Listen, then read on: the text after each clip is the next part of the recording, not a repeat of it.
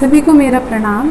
Use योगिनी YouTube channel पर आपका स्वागत है। तो पिछली वीडियो में हमने अष्टांग योग के बारे में बताया था और अष्टांग योग के 8 अंगों के बारे में चर्चा की थी। उसमें से हमने 3 शुरू के अंगों के बारे में यानी कि यम, नियम और आसन के बारे में बात की थी और आज बाकी के जो 5 है प्राणायाम, प्रत्याहार, धारणा, ध्यान और समाधि, उनके बारे में बात करेंगे। तो चलिए एक एक करके उन सब के बारे में जानते हैं। तो चौथा अंग यानी कि प्राणायाम। तो प्राणायाम जो करते हैं वो आसन के बाद बताया गया है, आसन के बाद किया जाता है इसको, क्योंकि जब हम आसन करते हैं तो हमारे आसन करने से हमारे शरीर में स्थिरता आती है, धैर्य आता है, ताकि आसन करने के बाद जब हम प्राणायाम के लिए किसी मेडिटेटिव आसन में बैठे या किसी भी सुख आसन में, पद्मासन में बैठें तो हम उस पोजीशन में काफ़ी देर तक बैठ सकें। इसलिए पहले आसन किया जाता है, उसके बाद प्राणायाम किया जाता है। तो प्राणायाम होता क्या है? प्राणायाम जो है वो 2 शब्दों से मिलकर बना है, प्राण और आयाम। प्राण ये एक सूक्ष्म शक्ति होती है जो हमारे शरीर को चलाती है और प्राणायाम के माध्यम से हम अपने प्राणों को, मतलब हमारे प्राण को आयाम दिया जाता है, उसे प्राणायाम कहा जाता है। प्राणायाम के द्वारा हमारी जो सांस और प्रश्वास की जो गति है उसको बैलेंस किया जाता है, यानी नियंत्रण किया जाता है, जिसके द्वारा जो साधक है वो ध्यान की गहराइयों में आसानी से जा सके, इसीलिए प्राणायाम किया जाता है। तो प्राणायाम के बाद आता है प्रत्याहार।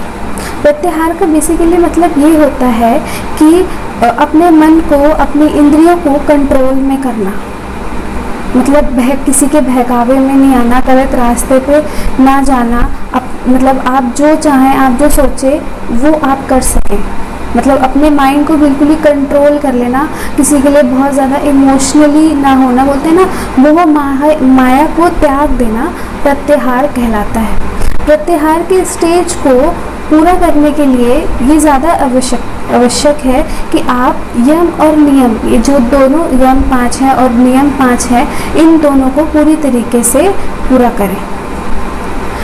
प्रत्याहार के बाद है धारणा। जब एक साधक प्रत्याहार के द्वारा अपने सारे मन और इंद्रियों को कंट्रोल कर लेता है, उसके बाद धारणा की प्रक्रिया शुरू होती है। धारणा में क्या होता है? जब मन को किसी एक स्थान पर एकाग्र किया जाता है, उसे धारणा कहते हैं। सारे इंद्रियों को कंट्रोल करने के बाद जब एक साधक अपने शरीर के नाभि चक्र, नासाग्र चक्र और आज्ञा चक्र, इन तीनों में से किसी एक स्थान पर मन को एकाग्र करता है, उसे धारणा कहते हैं। तो अब है धारणा के बाद ध्यान।